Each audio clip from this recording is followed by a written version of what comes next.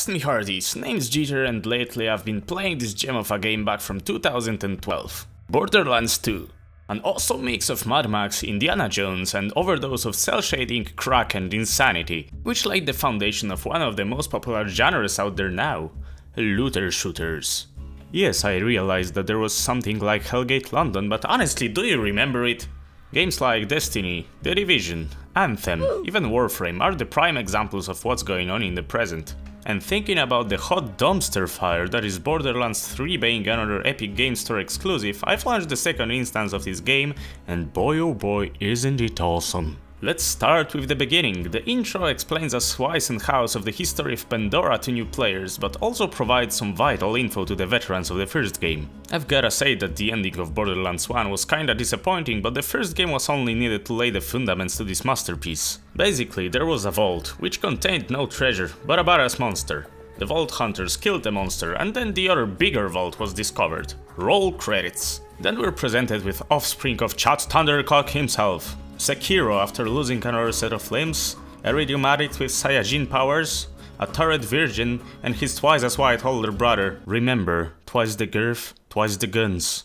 And two more unlisted in the intro. Our protagonists are riding a train seeking adventure and fortune in fighting, opening and looting the newfound vault. And then there's one big thing which makes this game outstanding. Borderlands 2 throws us headfirst into the pool of immersion from the very beginning of the game and pretty much never stops. The game puts you in Vault Hunter's boots from the first second with clear motive and backstory.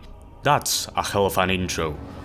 The story. Let's get things straight, that's not Planescape Torment, but if you take a closer look at how the quests are structured, it becomes visible that there was a clear idea behind the storyline. It's cohesive, well-paced and has no plot holes as far as I've analyzed it. Every main quest logically leads to another without weird introduction of some forcibly added features.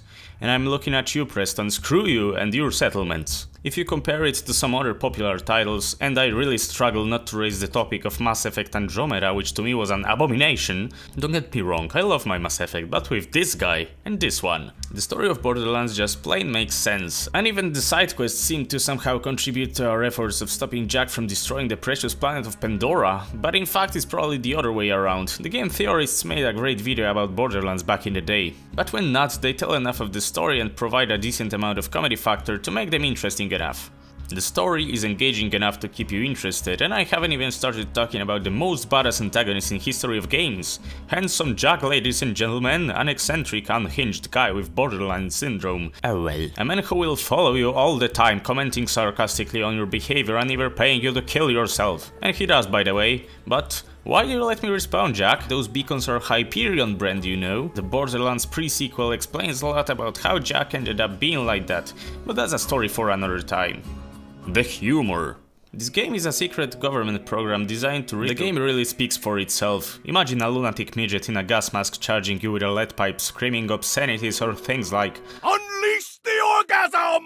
Or quests like "Shoot me in the face! In the face!" Or even guns. Gearbox went an extra mile to avoid any bluntness. Every enemy type is unique, not only in the visuals but in overall character traits. The game is soaked in wicked humor, which is pretty much the focal point of anything else, from weapon names to boss introductions.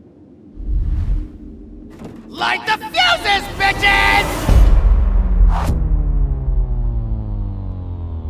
I'm ready to blow!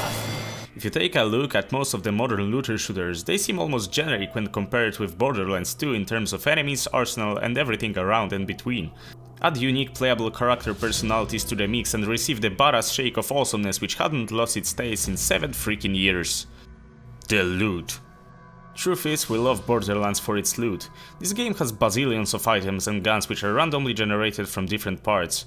Add up the uniques and legendaries which drop from time to time. In fact, if you don't check the wiki, you'll never know why and when. And you get a looting festival worth of a poem, but don't let this guy ride it. Shoot them with normal bullets, shoot them with lightning, corrosive weapons, explosive pistols, explosive sword-firing shotguns, fire snipers, slug them and shoot them with anything.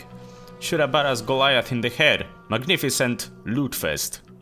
And that's just the normal mode. By the end of the main questline, you probably already found out how the loot system works more or less, and realized that it's dangerously close to the loot system from Diablo, and that there's many more different awesome legendaries and stuff on harder modes. So you start the second playthrough in true Vault Hunters mode, and in first hour you farm yourself a neat piece of Unkempt Harold, one of the most badass pistols in the whole game, a fastball grenade, and you're pretty much wrecked through Pandora, or as Claptrap said, "Let's tear this planet a new toll!" Then, the DLCs. Few of the main DLCs offer us unique and even more wicked quests and settings.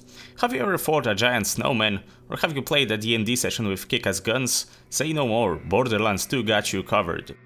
Gameplay and mechanics. In fact, Borderlands 2 is really simple in terms of gameplay. There are no fancy skill sets, just one main skill per character with some optional effects. Other than that, it's just run and try to provide as many additional eye sockets as possible, but it keeps the game pure and fun at its core. But we are not limited. Uniqueness of different guns provides a lot of strategies and approaches, but they are not clearly defined by the system. It's up to you to decide how will your character commit genocide. Major part of the game is constructed to fit the single player needs with optional multiplayer up to 4 people. And I think that's why the game really shines. It merged multiplayer world with single player tailored experience. Of course there are raid bosses for veterans, but while really tough, they can still be beaten by single person. Other than that, we have some cosmetic improvements available. Gained mainly through quests, random drops or small DLCs, but that's it. No weird microtransactions or lootboxy things littering the game. The game stays pure. The only and non-invasive thing out there is the chest in the middle of Sanctuary, which can be opened by special keys.